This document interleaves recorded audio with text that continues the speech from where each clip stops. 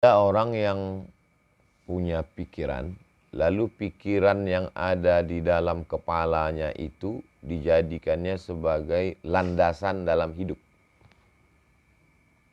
Bahwa kalau sudah hijrah, sudah taubat, maka hidup akan tenang, badan akan sehat, anak akan soleh, rezeki akan lancar.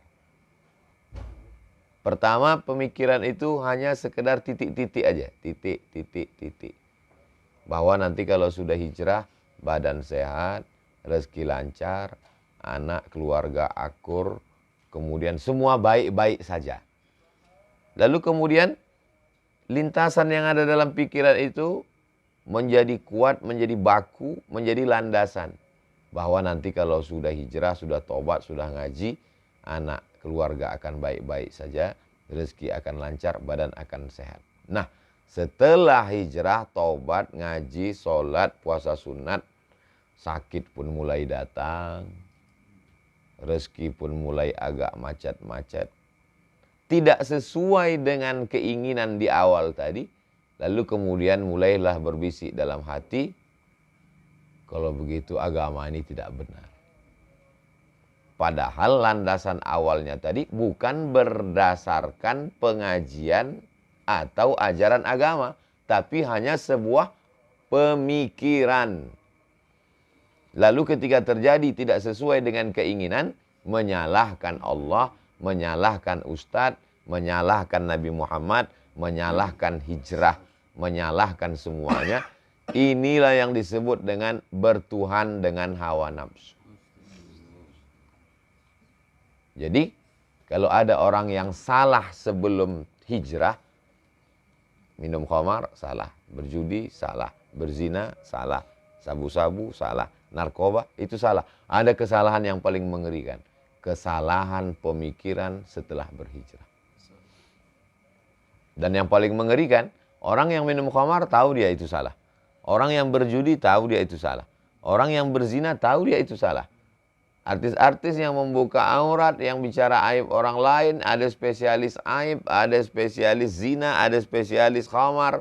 Dengan bangganya membuat video podcast khamar, podcast zina, dia sadar itu salah.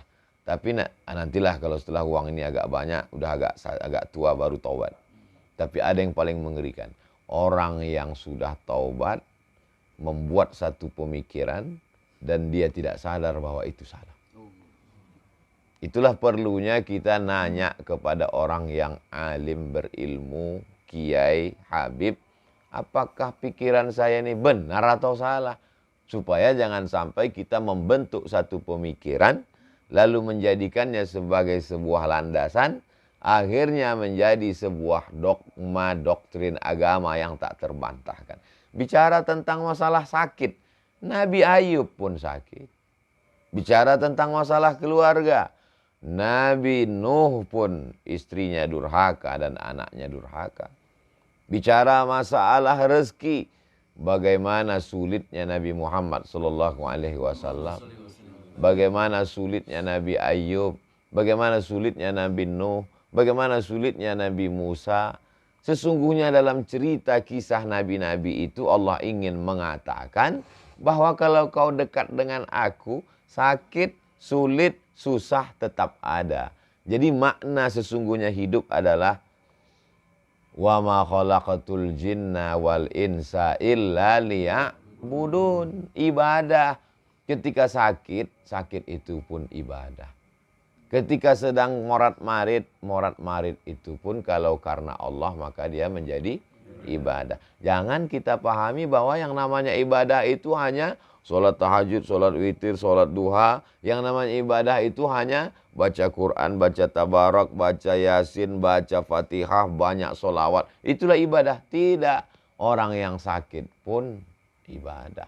Bahkan ibadah yang paling tinggi bukan baca Quran, bukan jihad fisabilillah, bukan sholawat, bukan zikir. Ibadah yang paling tinggi adalah ridha menerima takdir Allah Subhanahu wa ta'ala. Ibadah yang tidak mengeluarkan suara, tidak mengeluarkan energi, tidak mengeluarkan keringat, tidak mengeluarkan darah. Ibadah yang dalam keadaan diam. ridha, menerima takdir ketetapan Allah Subhanahu wa ta'ala. Kalau dipahami seperti ini, maka insya Allah kita tidak akan menyalah-nyalahkan Allah. Ketika rezeki kita diuji agak macet sedikit saja, kita tidak menyalahkan. Inilah gara-gara taubat ini. Coba kalau nggak taubat kemarin. Kesalahan berpikir membuat kita menjadi salah berbuat. Kesalahan berbuat, kesalahan bicara, kesalahan menarik kesimpulan berawal dari mempertuhankan hawa nafsu. Itulah yang disindir Allah dalam Al-Quran. Ittakhadha ilahahu hawahu.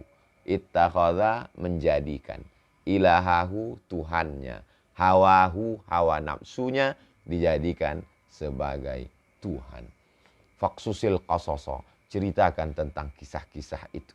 Kisah siapa? Kisah nabi-nabi itu. Supaya apa? La'allahum yatafakkarun. Supaya berpikir. Oh, ternyata aku sekarang sedang sakit. Nabi pun ternyata juga sakit. Aku sekarang sedang agak macet sedikit rezeki. Sesungguhnya supaya Allah mengajarkan bersyukur tentang lapangnya rezeki. Oh, sekarang anakku ini agak sulit sedikit diatur. Supaya untuk mengingatkan, supaya ada usaha dan ikhtiar doa lebih. Allah cuma ingin kita sujudnya lebih lama sedikit dari biasa. Kalau rezeki kita lancar, sujudnya mungkin tasbihnya 3 kali. 1 napas. Subhanarabbiyal a'la wa bihamdi, subhanarabbiyal a'la wa bihamdi, subhanarabbiyal a'la. Dia buat kita agak sakit batuk sedikit, agak demam sedikit, agak sakit kepala sedikit. Bukan berarti kita lantas curiga ini Omikron sudah sampai. Hanya saja sekedar supaya tasbih kita lebih banyak daripada biasanya. Hati kita lebih khusyuk daripada biasanya. Munajat kita lebih, bangun kita lebih awal daripada biasanya. Duduk kita di masjid mungkin lebih lama daripada biasanya. Karena ceramah kadang tidak membentuk, tidak merubah ibadah. Tapi ada sesuatu yang bisa merubah ibadah. Itulah tujuan Allah. Tapi puncak dari segalanya adalah supaya kita menjadi hamba Allah. Bukan hamba yang lain. Banyak hal dalam hidup yang kalau kita pikirkan sendiri, Qur'annya tidak salah, hadisnya tidak salah. Yang salah itu adalah cara kita berpikir sehingga membuat kita salah mengambil kesimpulan. Akhirnya yang paling fatal adalah menyalahkan Allah Subhanahu wa ta'ala. Orang yang mencaci maki Allah bukan yang tampil di TV lalu mengambil Quran dia injak. Itu jelas kafirnya. Orang yang mencaci maki Allah adalah ketika rezekinya agak sempit sedikit lalu dalam hatinya, kira-kira Allah masih sempat nggak ngurus aku? Jangan-jangan terlalu banyak urusan lalu doaku menumpuk ini proposal belum sampai. Maka sesungguhnya kita sudah kufur kepada Allah, kufur nikmat. Wa in tubdu ma fi anfusikum, kalau kau simpan semua sumpah serapahmu itu dalam hatimu, au tukhfuhu, kau nyatakan atau kau simpan, yuhasibukum bihillah, kau tetap akan dihisab, dihitung oleh Allah Subhanahu wa taala. Maka cepat-cepat beristighfar. Astagfirullahaladzim. Jangan-jangan aku ini sudah kufur. Jangan-jangan aku ini sudah munafik.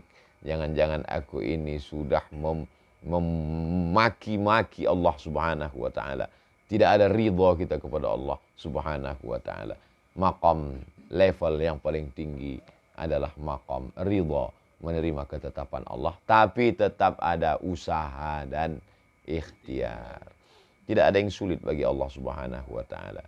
Sulitkah bagi Allah untuk membuat Musa hanyut di sungai Nil, lalu diselamatkan oleh istri Fir'aun, lalu naik setinggi-tingginya menjadi anak angkat Fir'aun, tinggal di istana paling megah dan mewah, lalu dengan cara mudah pula Allah menjatuhkannya dengan cara melerai 2 orang yang berkelahi. Fawakazahu, Musa dia tinju, mati mendadak. Hanya cara Allah untuk mengeluarkan dia dari istana Fir'aun, zona aman. Enak, adem, ayam, tentram, dikeluarkan Allah. Kau mesti merasakan susah payahnya. Dari istana Fir'aun yang megah, jatuh menjadi pengembala kambing 8 tahun. Panas terik di gurun pasir, harus mengendalikan kambing. Belum lagi pandangan manusia, pekerjaan yang paling rendah, hanya untuk menyiapkan dirinya, membawa Bani Israel menuju Palestina 600.000 orang.